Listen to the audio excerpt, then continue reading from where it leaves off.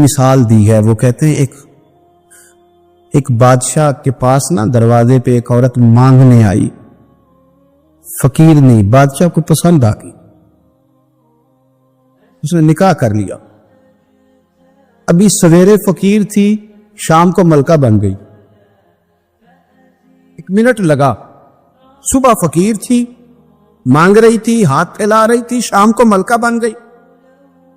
بڑا اعزاز دیا بادشاہ نے, بڑا نوازا, 20 کنیزیں, کام کرنے والی, مال دولت سارا کچھ. لیکن وہ بی بی روز روتی, کبھی مصلی پہ بیٹھ کے روتی, کبھی قرآن پڑھ کے روتی. صبح سے شام تک 20 دفعہ کنیزیں دیکھتی تو روتی.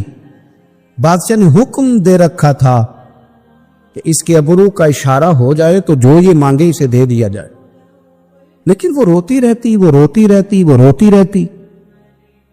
ایک دن جو کنیزوں میں سے ذرا سیانی تھی وہ آ گئی, کہنے لگی بی بی بات سن, ہمیں نہیں سمجھ آتی کہ ہم غریب لوگ ہیں, مجبور ہیں, تنگ دست ہیں, بے اختیار ہیں, تو مالدار بھی ہے اور با اختیار بھی ہے اور موج میں ہے, تو روتی کیوں ہے؟ تو وہ کہنے لگی تمہیں پتہ نہیں میں کیوں روتی ہوں. میں جب پلٹ کے اپنا ماضی دیکھتی ہوں نا تو میں سوچتی ہوں کہ میں اس قابل نہیں تھی, اس نے نظر کرم کر دی ہے, تو اب سارا دن روتی رہتی ہوں کہ کہیں میرے سر کا سائیں ناراض نہ ہو جائے. میں اس قابل نہیں تھی, میں اس قابل نہیں تھی. پتہ تے سارا ہے نا سردار نو کیتی یہ پردہ چپایا ہی تیرا پلا اسی, یہ قابل نہیں تھی. اور پھر ان کنیزوں کو کہنے لگی سنگ سہیلیو آؤ بیٹھو, میرے لیے دعا کرو کہ وہ جو میرے پاس شفقت کرتا ہے وہ ہمیشہ مجھ سے راضی رہے, وہ کہیں ناراض نہ ہو جائے, وہ کہیں کسی جگہ پریشان نہ, کہیں کوئی ایسا معاملہ نہ بن جائے. اس یارو وہ جو ظرف والے لوگ تھے ان کا تو یہ سٹیٹس تھا کہ وہ روتے تھے, اور یہاں 2 نیکیاں کر کے زمانے کو بتانا, 2 خدمتیں کر کے تعریف مانگنا, اجر کا سوال کرنا. میرے رسول کریم علیہ السلام نے فرمایا صبح قیامت کچھ لوگ اللہ کے حضور حاضر ہوں گے, اے اللہ ہم حاجی تھے, نمازی تھے, سخی تھے, عبادت گزار تھے. اللہ فرمائے کہ کیا لینے آئے ہو؟ اللہ وہ مسجد بنائی, مدرسے میں تعاون کیا, فلاں شیخ کی نوکری کی, فلاں جگہ گئے, جلسہ کرایا, محفل کرائی, سرائے بنایا اور صاف پانی کا کنواں لگوایا, اور جناب ہم نے وہ فلانے کی. تو اللہ فرمائے گا میرے لیے تھوڑی کی تھی, جاؤ جن کو دکھانے کے لیے کی تھی ان سے جا کے اجر مانگو. تمہارا تو خیال تھا واہ ہو جائے, بلے بلے ہو جائے, اور مٹی دیں, مٹی رہنا ہی ایمی قادی بلے بلے, اج مٹی دے اتے بندیا تے کل مٹی دے تھلے. عجیب بات کرتے ہیں صاحب لوگ. حضرت انس بن مالک حدیث کے راوی, میری طرف دیکھیے گا, حضرت انس بن مالک حدیث کے راوی ہے, توجہ کرنا. کہتے ایک بی بی حضور کے پاس آئی, اپنا علاقہ چھوڑ آئی, آ کے کھڑی ہوئی تو اس نے کہا حضور میں خاندان بھی چھوڑ آئی ہوں, سسرال بھی, میکا بھی, ننیال بھی, ددیال بھی, میں ہر ایک کو چھوڑ آئی. میں جائیداد والی تھی وہ بھی چھوڑ آئی ہوں, مال دولت بھی چھوڑ, ایک میرا بیٹا تھا جوان وہ میں ساتھ لائی ہوں. سونے ہاں یہ آپ کی نوکری کرے گا اور میں حضرت فاطمہ کی ڈیوٹی کروں گی, میں حضرت عائشہ کے برتن دھویا کروں گی, میں بھی نوکری کروں گی, حاضر ہے. فرماتے ہیں رسول پاک نے بچہ اصحاب صفہ میں رکھ لیا, اصحاب صفہ میں, اور بی بی کو نبی پاک صلی اللہ علیہ وسلم نے عورتوں کے ساتھ متعین کیا. حضرت انس کہتے ہیں وہ نوجوان بڑا پیارا, بڑا میٹھا, بڑا دھیما, بڑا وفاشار, وہ سبق اچھی طرح یاد کرتا, وہ نماز دلچسپی سے پڑھتا, وہ حضور کی باتوں کو غور سے سنتا, وہ رسیلا, وہ سنجیدہ, وہ کم گو, وہ میٹھا, وہ پیارا. کہتے ہیں بڑی دلکشا طبیعت, اس کی مقناطیسی سی شخصیت, طبیعت کھنچی چلی جائے اس کی طرف, بڑا حسین و جمیل وہ نوجوان. اس ماں بیٹے کے تذکرے ہونے لگے کہ بڑی جائیدادیں چھوڑ کے آئے, بڑے مال والے, انہوں نے بڑی قربانی دی ہے, ہر رشتہ ناتا توڑ کے رب رسول سے یارانہ لگایا ہے. اللہ بڑا بے نیاز ہے. وہ بچہ بیمار ہو گیا, شدید علیل ہوا.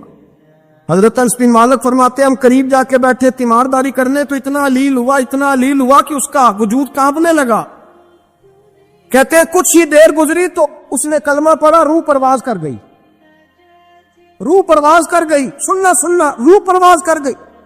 کہتے ہیں نبی پاک صلی اللہ علیہ وسلم کو بلایا, حضور آئے تو آنکھوں میں آنسو. نبی پاک صلی اللہ علیہ وسلم نے سر پہ ہاتھ پھیرا اور پہلے حضور نے جملے ارشاد فرمایا، فرمایا تم غسل دو، کفن دو، میں خود اس کا جنازہ پڑھاؤں گا۔ پھر حضور نے فرمایا نہیں، اسے غسل نہیں دینا، ارادہ بدل گیا، پروگرام تبدیل ہو گیا، اسے غسل نہیں دینا، کفن نہیں دینا۔ حضور کیا کرے؟ فرمایا اس کی اماں کو جا کے بتاؤ۔ یہ نہیں فرمایا بلا کے لاؤ، اماں کو جا کے بتاؤ۔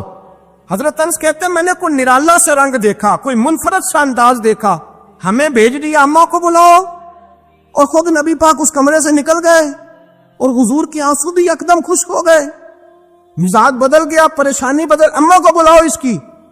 تنی ارادہ محبوب کیا ہے، ارادہ خدا کیا ہے؟ کہ تو اس کی اماں کو جا کے خبر دی، تو ماں کو تو بس کوئی اتنا بتا دے کہ بیٹا سائیکل سے گر گیا ہے، سائیکل سے گر گیا ہے۔ اماں ساری رات سوتی نہیں۔ ایک شاعر نے کہا تھا، ایک مدت ہوئی میری ماں نہیں سوئی، میں نے ایک رات کہا تھا مجھے ڈر لگتا ہے، ایک رات کہا تھا مجھے ڈر لگتا ہے۔ یہ اپنے اپنے رنگ ہوتے، اپنا اپنا انداز ہوتا ہے۔ رمضان شریف کا مہینہ آتا تو میری اماں جی کہاں گری کا تیل منگاتی، چیزیں منگاتی، اور پھر زبردستی میں منع کرتا کہ اماں جی نہیں، یہ آپ کیا کر رہی؟ میں تو تیل ویسے بھی ذرا کم استعمال کرتا ہوں، تو رگڑ رگڑ کے، اور نہیں کتابیں بڑی موٹی ہیں، فلاں چیز بڑی موٹی، اس کا رنگ تھوڑا نرالا ہے، اور یہ جو ماں کا رنگ ہے نا، اس جیسا رنگ دوسرا ملتا بھی کوئی نہیں دنیا میں۔ یہ اپنی مثال آپ ہی ہے۔ اماں کو کہا تیرا بیٹا، اماں ذرا دوڑی، گری، پھر اٹھی، پھر گری، پھر اٹھی، پھر گری، روتی ہوئی آئی۔ کہتے ہیں پیچھے وہ روئی، لیکن جب بیٹے کی میت کے قریب آئی تو اب نہیں روئی۔ کہتے ہیں ہمارے چہروں پہ نظر دے ڈالی اور کہنے لگی تمہارا کلاس والو فوت ہو گیا، واقعی چلا گیا ہے؟ کہاں پردہ کر گیا، واقعی کہاں؟ کہتے ہیں اماں نا زمین پہ بیٹھی، اور پہلے اس نے بیٹے کے پیر اٹھا کے چومے، پھر سینے پہ رکھے، پھر وہاں سے اٹھی اور ادھر آئی، سر سجدے میں رکھا اور دونوں ہاتھ اٹھا کے کہنے لگی اے اللہ میں دولت کے لیے ایمان نہیں لائی تھی، اے اللہ میں جائیدادوں کے لیے کلمہ نہیں پڑھا تھا، مولا میں تیری بارگاہ میں آئی تھی تو میں تیرے اور تیرے رسول کو مان کر آئی تھی، خدا بندہ میں نے میکے چھوڑ دیے، سسرال چھوڑ دیا، ننیال چھوڑ دیے، ددیال، وہ دشمن تھے سارے دین کے، چھوڑ کے آئی، میں نے آرزوؤں کا بڑا مکان بھی چھوڑا، خدا بندہ بیٹے نے جانا تھا، مجھے شکوہ کوئی نہیں، لیکن خدا بندہ اب میرے سارے کہیں گے تو نے کلمہ پڑھا تھا تو تیرا بیٹا ہی چلا گیا، اے اللہ کی اگر نے دل مسلم کی دل جوئی نہیں، تانا دیں گے بت کے مسلم کا خدا کوئی نہیں، اے اللہ میرا یقین کہتا ہے کہ اگر تو مارنے پہ قادر ہے تو زندگی دینے پہ بھی قادر ہے، خدا بندہ کافروں کو راضی نہ کر، وہ خوش ہو جائیں گے، وہ مجھ پہ تانے کسیں گے، پھپتیاں کسیں گے، اے عرش کے مالک رحمت کا دروازہ کھول، میں تیرے نبی کی بارگاہ ناز میں رہتی ہوں، نظر فرما۔ حضرت انس بن مالک فرماتے ہیں ایمان، یقین اور استقامت کے ساتھ اس نے جب دعا مانگی تو ہم نے مسجد نبوی کے صحن میں عجیب نظارہ دیکھا، ایک ماں نے دعا مانگی تو بیٹا اٹھ کے بیٹھ گیا، کہتے بیٹا اٹھ کے بیٹھ گیا، کلموں پر تو وہ اٹھ کے بیٹھا، ماں نے سینے سے لگایا اور ماں اور بیٹا لارے لگانے لگے، لوگوں سنو قرآن بھی سچا، اسلام بھی سچا، اللہ بھی سچا، یہ مسجد نبوی سچوں کا گھر، اور سب سے بڑھ کے اللہ کا رسول سچا، اللہ کے رسول سچے، محبوب سچے، مسجد میں رہنے والوں میں سب سے بڑھ کر سچے، رسول کائنات صلی اللہ علیہ وسلم کا دین سچا۔ فرماتے رسول پاک کو خبر دی تو محبوب نے مسکرا کے فرمایا میرے رب کی طاقتیں بڑی زیادہ ہیں، ان اللہ علی کل شیء قدیر، اللہ کی طاقت بڑی ہے، ایمان تھا، یقین، استقامت، بچہ اٹھ کے بیٹھ گیا۔ حضرت انس کہتے ہیں وہ حضور کے زمانے میں بھی حیات رہا، وصال ظاہری کے بعد حضرت ابو بکر کے زمانے میں بھی موجود رہا، عمر کے زمانے میں بھی موجود، حضرت عثمان کے زمانے میں اس کی ماں کا انتقال ہوا، اس نے اماں کو دفن کیا، اور ماں کے بڑے عرصے کے بعد اس نے پردہ کیا۔ جب ہم اس کی طرف دیکھتے تھے نا، دیکھتے اس کی طرف تھے پر ہمیں اس کی اماں کا ایمان یاد آ جاتا تھا، ہمیں یقین۔ او بھائی، ایک نوجوان تھا 12-14 سال کا، یہودیوں کا بچہ تھا، بخاری موجود ہے، اکثر حضور کے پاس آیا کرتا، چھوٹے موٹے کام نبی پاک کے کر دیتا، اور کچھ بھی نہ ہوتا تو آ کے بیٹھا رہتا، حضور کا چہرہ ہی دیکھتا رہتا، نبی کریم کا چہرہ ہی دیکھتا رہتا، خوش رہتا، حضور کی زیارت ہی کرتا رہتا۔ 2-3 دن وہ آیا نہیں، بخاری میں موجود ہے، حضور نے فرمایا معلومات کرو کیوں نہیں آیا، صحابہ نے عرض کی حضور بیمار ہو گیا، بیمار ہو گیا۔ امام زرقانی نے لکھا ہے، فرماتے ہیں وہ بھی اپنے گھر میں نا روز دروازہ دیکھتا رہتا، روز دروازہ دیکھتا رہتا۔ اس کی ماں کہنے لگی بیٹا جن کا تو انتظار کر رہا ہے وہ مشکل سے آئے، ہمارا نہ مذہب کا رشتہ ہے نہ کسی اور کا، کیسے آئے؟ لیکن حضور نے فرمایا چلو چلتے ہیں۔ جب میرے نبی کریم علیہ الصلاۃ والسلام نے دروازے پہ دستک دی تو امام زرقانی کہنے لگا اماں سے کھولو دروازہ، مصطفیٰ کریم آ گئے۔ حضور آ گئے، والد نے دروازہ کھولا، نبی کریم اندر تشریف لائے۔ نبی پاک کا جو دست مبارک تھا نا وہ کستوری سے زیادہ مہکا کرتا تھا، کستوری سے زیادہ مہکتا، برف سے زیادہ ٹھنڈا ہوتا۔ کہتے نبی پاک اس کے پاس گئے تو اندر داخل ہوا تو رونے لگا۔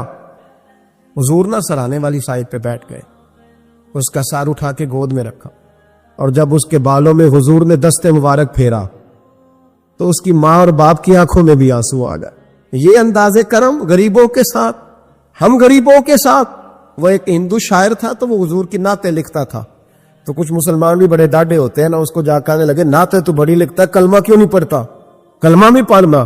تو اس نے کہا چل اس پہ بھی شعر سن لے، اس پہ بھی تو شعر ہی سن لے، کو میں تیرا پابند تو نہیں۔ کہنے لگا ہو جائے عشق کسی سے کوئی چارہ تو نہیں، صرف مسلم کا محمد پہ اجارہ تو نہیں، صرف مسلم کا محمد پہ اجارہ تو نہیں۔ اتنا ڈانٹا نہ ہو یار، میرے ساتھ یہ رویہ نہ کر، ہو گیا پیار، یہ ہو جایا کرتا ہے، اب تو اس طرح تو نہ کر میرے ساتھ۔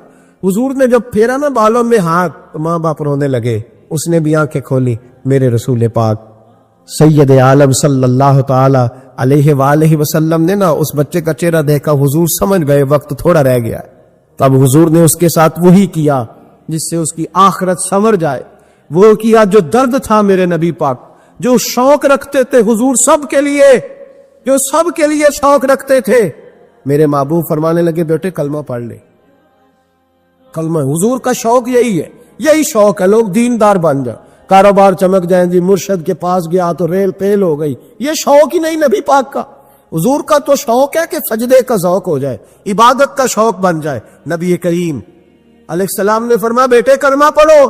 اس بچے نے اپنے ماں باپ کی طرف دیکھا، باپ رو پڑا، کہنے لگا بیٹا آج ثابت ہوا ہے کہ میں نہیں تجھ سے اتنا پیار کرتا جتنا مصطفیٰ کرتے ہیں، تو میری طرف نہ دیکھ، تو پڑھ لے کلمہ، کلمہ پڑھ۔ اس بچے نے کلمہ ابھی پورا پڑھا ہی تھا کہ اس کی روح پرواز کر گئی۔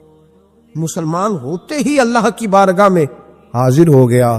نبی کریم صلی اللہ تعالی وسلم نکلے، آنکھوں میں آنسو تھے، لبوں سے مسکرا رہے تھے، اور حضور فرمانے لگے اللہ کا شکر ہے جس نے میری وجہ سے اسے جہنم سے آزاد کر دیا، کہ دوزخ سے بچ گیا، یہ شکر ہے۔ شکر اس بات کا کرو کہ کوئی ہماری وجہ سے دوزخ سے بچ جائے، دوزخ سے بچ۔ باقی تو سارے کام چلتے ہیں، دنیا داری تو ہوتی ہے، کوئی بندہ جہنم والی سڑک پہ نا۔ ایک بات اور سنیں اور اس کو نا اپنے دل میں جگہ دیں۔ نبی پاک علیہ السلام کی جو خواہش تھی نا ہمیشہ سے، وہ یہ تھی کہ لوگ سنوریں، لوگ دین پر عمل کریں۔ ایک گروہ تھا صحابہ کو، ان کو فرمایا کہ فلاں جگہ جہاد کے لیے جانا ہے تو جمعہ وہاں جا کے پڑھنا۔ یہ لوگ جو مفت کے لاڈلے نہیں بن جاتے، فری کے، نہیں جی نہیں میرا عشق نہیں اجازت دے رہا۔ بھئی تو تیرا کس طرح کا عشق ہے؟ تو ہاتھ مان کہ نہ ماننا عشق ہے، جی میں لاڈلا ہوتا ہوں۔ یہ کس طرح کا لاڈلا؟ لاڈلا تو وہ ہوتا ہے جو تابع دار ہوتا ہے، جو ابرو کا اشارہ سمجھتا۔ نبی کریم نے فرمایا صحابہ سے، فرمایا جمعہ وہاں جا کے پڑھنا۔ بہت سارے لوگ چلے گئے تو چند لوگ رہ گئے۔ جمعے کی نماز کے بعد حضور نے پوچھا گئے نہیں؟ عرض کی حضور دل میں خواہش آئی تھی کہ اتنا بڑا جمعہ کیسے ملے گا برکت والا، تو یہاں جمعہ پڑھ کے ہی چلتے ہیں تاکہ ہمیں اتنے ہمارے نصیب کھول جائے کہ حضور کے پیچھے جمعے کی توفیق ہو جائے۔ حضور پیار بڑا تھا، آپ کی اقتداء میں جمعہ پڑھنا تھا۔ پتہ ہے لفظ کیا ہے حدیث کے؟ حضور فرمانے لگے اگر تم میری بات مان کے وہاں جا کے جمعہ پڑھتے تو مجھے زیادہ خوشی ہوتی۔ نبی پاک صلی اللہ تعالی وسلم کی یہ خواہش رہی، حضور کا یہ ذوق رہا۔ اس ذوق کے لیے نبی پاک علیہ السلام عکاظ کی منڈیوں میں بھی گئے، اس ذوق کے لیے نبی پاک علیہ السلام میلوں میں بھی گئے، لوگوں کو کھڑا کر کر کے روک روک کے کہا دین قبول کر لو۔ آپ غور کریں، حضور مدینہ طیبہ تشریف لائے۔ اب پیار کرنے والا ہر آدمی ہی قابل اکرام ہوتا ہے۔ محبتوں کا خراج ہمیشہ انسان کو قرضدار رکھتا ہے۔ میرے جیسے چھوٹے آدمی سے جب لوگ پیار کرتے ہیں تو اپنی گردن جھکی ہوئی نظر آتی ہے کہ بوجھ زیادہ ہے، اس قابل نہیں ہے جتنی محبتوں کا سامنا ہے۔ تو اب سب محبت کرنے والوں کی دل جوئی کرنا، ان کے معیار پر پورا اترنا، ان کے معاملات کو دیکھنا، یہ آسان کام نہیں ہوتا. کسی درویش نے کہا تھا میں دوست تھوڑے بناتا ہوں، اس لیے کہ دوست زیادہ ہو تو حقوق بھی زیادہ ہوتے ہیں. تو میں اتنی وسعت نہیں رکھتا کہ میں سب کے حق ادا کر سکوں. نبی پاک علیہ السلام مدینہ طیبہ تشریف لائے تو ہر آدمی کی خواہش ہے حضور میرے گھر آئے، حضور میرے گھر آئے. اور جو بھی وہاں عرض گزار ہے اور پیغام دے رہا ہے، سب کے سینے بھی کھلے ہوئے ہیں، دل بھی کھلے ہوئے ہیں، آنکھیں پلکیں فرش راہ کیے ہوئے ہر آدمی منتظر ہے کہ محبوب میرے گھر میں ہے. بڑا امتحان ہے، کس طرح کر کے سب کی چاہتوں کا جواب دیا جائے. تو یہ ذرا دیکھیے اس امی لقبی محبوب کی حکمت اور دانائی. محبوب فرمانے لگے بھی میری جو اونٹنی ہے نا یہ معمور من اللہ ہے، میں گویا خود نہیں فیصلہ کرتا میں نے کہاں جانا ہے، جہاں اونٹنی بیٹھ جائے گی میں مہمان بن جاؤں گا. تنخواہ دیکھیے نبی پاک علیہ الصلوۃ والسلام نے نا اونٹنی کی لگامیں اس کی گردن پر ڈال دی. اب وہ اونٹنی چلتی جا رہی ہے، تھوڑی آگے جا کے ایک جگہ پہ وہ بیٹھ گئی، لیکن اس کے بیٹھتے ہی حضور اترے نہیں، محبوب بیٹھے رہے. ابھی سرکار کی اونٹنی پوری طرح بیٹھی نہیں تھی، پھر اٹھ کے کھڑی ہو گئی اور تھوڑا سا آگے چلنے کے بعد حضرت ابو ایوب انصاری کے دروازے کے سامنے بیٹھ گئی. اور وہ اس طرح بیٹھی کہ اس طرح جم کے بیٹھی کہ اس نے اپنی گردن بھی بچھا دی. جب اطمینان سے اونٹنی بیٹھ گئی، نبی کریم اترے، جناب ابو ایوب انصاری رضی اللہ تعالیٰ عنہ کے گھر میں جلوہ فراز ہوئے. یہ وہ دانائی تھی میرے کریم محبوب کی، وہ حکمت تھی کہ کسی محبت کرنے والے کو اعتراض کیا ہونا تھا، سب کا قربان ہونے کو دل کر رہا. ہمارے ہاں تو 4 بچے ہوتے ہیں اور ہم کسی ایسی دانائی کا مظاہرہ ہی نہیں کرتے کہ ان کے اندر برابری کر سکے. ہم اس سمجھ بوجھ کا لحاظ ہی نہیں کرتے. ہمارے ایک استاد تھے تو وہ اکثر کہا کرتے تھے، جن کو پڑھانے کی ڈیوٹی لگاتے ان سے کہا کرتے تھے کسی طالب علم سے چڑ نہ جانا، اسکول کے، کالج کے، مدرسے کے کسی بچے سے چڑ نہ جانا. تم اگر کسی سے چڑ گئے تو اس کا مستقبل خراب ہو جائے گا، اس لیے کہ تم ذاتی اناد پال لو گے. بچہ بڑا لائق ہے لیکن تمہارا فرما بردار نہیں، تم چڑ گئے ہو، تم بات بات پہ ڈانٹتے ہو، بالآخر وہ ساری تباہی ہو گئی، بدگمان ہو گیا.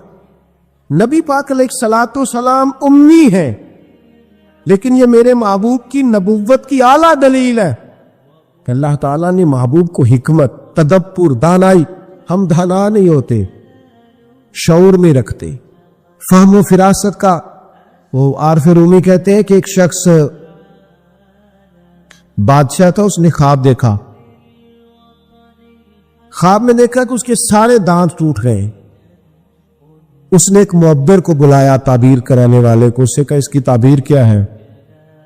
اس نے کہا جناب اس کی تعبیر یہ ہے کہ آپ کے سارے رشتہ دار آپ کی زندگی میں فوت ہو جائیں گے. اب بادشاہ اتنا ناراض ہوا، اس نے تعبیر کرنے والا بھی قتل کروا دیا. اس نے کہا وہ بھی کوئی زندگی ہے جس میں نہ بھائی ہو، نہ بہن ہو، نہ بچے ہو، نہ بیوی ہو، نہ ماں ہو، نہ باپ ہو، مروا دیا. ایک اور آدمی تعبیر کرنے والا تھا پر وہ دانا بھی تھا، اس کو بلایا اور بلا کر بادشاہ نے کہا میں نے خواب دیکھا ہے، خواب میں میرے سارے دانت ٹوٹ گئے، تعبیر بتائے. تو کہنے لگا بادشاہ مبارک ہو، اس کی تعبیر یہ ہے کہ اللہ تعالیٰ خاندان میں سب سے لمبی عمر آپ کو عطا فرمائے گا. بادشاہ نے اسے انعام دیا، کہا تو جیتا رہ، کیا تو نے بات کی ہے، اب میری بات کو سمجھیے گا. تعبیر اس نے بھی وہی بتائی ہے جو پہلے والے نے بتائی، لیکن پہلے والے نے کہا تیرے سارے رشتہ دار تیری زندگی میں فوت ہو جائیں گے، اس نے اسے بھی مروا دیا. بات اس نے بھی وہی کی ہے، لیکن بات گرچہ بے سلیقہ ہو کلیم، پر بات کرنے کو سلیقہ چاہیے. آپ بے سلیقہ بات بھی کریں پر سلیقے سے تو کریں، کوئی لہجہ ہی نہیں، حکمت ہی نہیں، کوئی دانائی نہیں. دوسرے نے کہا اللہ تعالیٰ آپ کو سب سے لمبی عمر عطا کرے گا، تو بات پھر بھی وہی ہے کہ باقی سارے چلے جائیں گے اور آپ موجود ہوں گے، لیکن اس میں دانائی ہے نا، حکمت ہے نا. فتح مکہ کا موقع تھا، عجیب حالات درپیش ہوئے. اسلام کا جھنڈا حضرت سعد ابن عبادہ رضی اللہ تعالیٰ عنہ کے پاس تھا، بڑے عظیم صحابی. بدر کے موقع پر جس آدمی نے اپنے جذبات سے ماحول گرما دیا وہ حضرت سعد بن عبادہ. اگلی صفوں میں مجاہدوں کی رہنے والے، مال خرچ کرنے والے، نڈار آدمی، لیکن جھنڈا ان کے ہاتھ میں تھا. حالات کچھ اس طرح کے پیدا ہوئے کہ بعض لوگوں نے مطالبہ کیا ان سے جھنڈا لیا جائے، اور کوئی معقول وجہ نہیں تھی، لیکن بعض اوقات نا حالات ایسے بن جاتے. اب حضور علیہ السلام کی بارگاہ سے مطالبہ ہو رہا ہے کہ آپ جناب سعد بن عبادہ سے جھنڈا لے لیں. یہ نوجوانوں سے بالخصوص عرض کروں گا کہ علم بھی تبھی بندے کو فائدہ دیتا ہے جب اس کے ساتھ کچھ بندے کو شعور بھی ہو. ہنر بھی تبھی فائدہ دیتا ہے جب اس کے ساتھ کچھ نہ کچھ دانائی بھی ہو. شیخ سعدی فرمایا کرتے تھے 1 من علم ہونا تو سنبھالنے کے لیے 10 من عقل کی بھی ضرورت ہوتی ہے، ورنہ ضائع ہو جاتا ہے سارا. دانائی، تدبر. یہ دیکھیے امی لقبی محبوب سے ہم نے دانائی سیکھنی ہے، تدبر سیکھنا ہے، فہم و فراست سیکھنی ہے. زندگی میں شعور کس کو کہتے ہیں یہ حضور ہمیں سکھائیں کہ جناب حضرت سعد بن عبادہ کو اتارنا ہے. اب بڑے بڑے دانا صحابہ کہہ رہے تھے یا رسول اللہ کوئی ایسی بات نہیں ہے، حالات اس طرح کے ہیں، کیسے یہ فیصلہ کرے. حضور نے فرمایا کوئی مشکل نہیں، اتار دیتے، بدل دیتے، ان سے منصب لے لیتے. یا رسول اللہ یہ آسان نہیں ہے، کیسے؟ فرمایا ابھی دیکھنا تم. یہ اللہ تعالیٰ نے میرے محبوب کو حکمت کی خزانوں کی کنجیاں عطا فرمائی. نبی کریم علیہ السلام نے فرمایا سعد بن عبادہ جھنڈا دے دیں آپ واپس. اب آپ لشکر کے علم بردار نہیں رہے. انہوں نے بوجھل ہاتھوں سے جھنڈا تھاما ہوا تھا، پریشان تھے کہ کوئی ایسی بات نہیں. جب حضور نے کہا دے، وہ غلام تھے. سانو قید سجن دا گہنا ہے، وہ جینجے رکھے ایسا اونج رہنا ہے. انہوں نے اسی وقت جھنڈا تھما دیا، خوش ہو کے تھما دیا. لیکن یہ میرے محبوب کی حکمت ہے. محبوب نے جناب سعد بن عبادہ سے جھنڈا لیا اور قریب ان کے جوان بیٹے کھڑے تھے، محبوب نے جھنڈا انہیں دے دیا. فرمایا کمان تیرے ہاتھ میں ہے. باپ کا قد اس وقت 10 فٹ زمین سے اونچا ہو جاتا ہے جب اس کا بیٹا اس کی جگہ پہ بیٹھ جاتا ہے. وہ کہتا ہے میری فکر گئی، میں اب بے فکر ہوں. جب انہی کے بیٹے کو وہ منصب ملا تب حضرت سعد بن عبادہ کے چہرے کی کیفیت یہ تھی کہ وہ گویا اپنی آنکھوں اور اپنے چہرے سے بتا رہے تھے میں تو خود جھنڈا پکڑ کے اتنا راضی نہیں تھا جتنا اپنے بیٹے کے ہاتھ میں دیکھ کے راضی. یہ آپ تدبر سیکھیں. میں اپنے نوجوانوں کو دیکھتا ہوں جذباتی مزاج، بھاگتے دوڑتے، بے چین، پریشان، الجھے ہوئے. ابھی میں ملک سے باہر تھا، میرے ساتھ اکثر ایسے ہوتا ہے. بیرون ملک جو لوگ ہوتے ہیں نا وہ زیادہ پریشان ہوتے ہیں پاکستان کے حالات کو لے کر، وہ زیادہ خبریں دیکھتے ہیں. ایک صاحب مجھ سے کہنے لگے پاکستان کے حالات، میں نے کہا بالکل ٹھیک ہے. اتار چڑھاؤ ہے، زندگی کے ساتھ چلتا ہے. بے چینی نہیں، بے قراری نہیں، الجھاؤ نہیں، ہر وقت کا اضطراب نہیں. دانائی، تدبر، حکمت، معاملہ فہمی، یہ ہمیں ہمارے رسول پاک نے عطا فرمائی. آپ اپنی زندگی کو سلیقے سے گزاریں، قیمتی بنائیں. آپ اپنے وجود سے بڑا کام لے سکتے ہیں، لیکن کیا ہے؟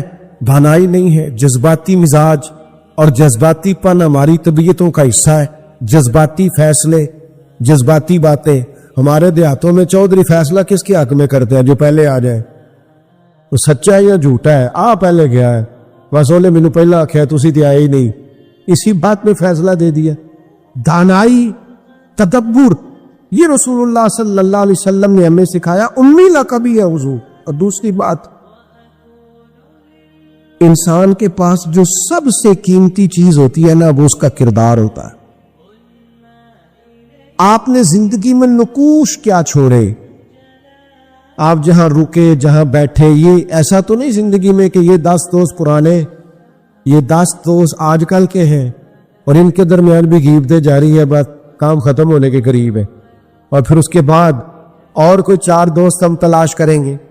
اچھے نقوش نہیں چھوڑتے. کتنی خوشیوں سے رشتے طے پاتے ہیں، لیکن وہ تھوڑا وقت نہیں گزرتا تو ساری سوچے، سارے نظریات گدلے اور میلے کچیلے ہونے لگ جاتے، اس ساری محبتوں کو زنگ لگنے لگ جاتا ہے۔ عظمت کردار، بلندی، آپ کے افکار، آپ کا اچھا گمان، آپ کی سوچیں، آپ حیران ہوں گے اللہ تعالیٰ نے نبی پاک کا وجود ہی معجزہ بنایا ہے، لیکن جب حضور کے اپنوں نے دلیل مانگی نا، اپنوں کو مطمئن کرنا بڑا مشکل کام ہوتا ہے۔ قریبیوں نے دلیل مانگی، قریش مکہ نے کہ آپ نبی ہیں تو دلیل دیں، نبی پاک علیہ السلام نے اپنے اپنوں کو معجزہ نہیں دکھایا، بلکہ قرآن مجید فرماتا ہے کہ محبوب نے کہا فقد لبثت فیکم عمرا من قبلہ افلا تعقلون،